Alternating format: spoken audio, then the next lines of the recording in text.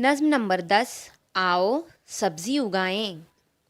घर आंगन में सब्ज़ी उगाओ, फिर सब मिलकर मज़े से खाओ।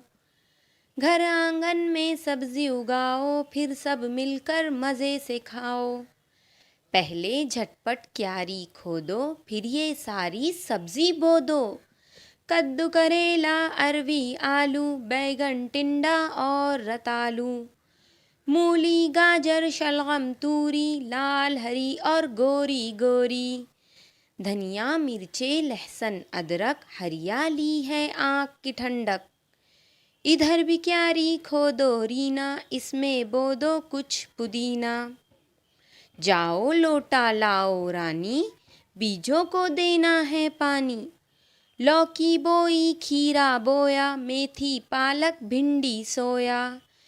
देखो तो क्या खूब मज़ा है, सारा आंगन हरा भरा है। इससे सेहत, दौलत, बरकत, महंगाई में है ये रहमत। जब भी तुम ये सब्ज़ी खाओ, अपने पड़ोसी को भी खिलाओ।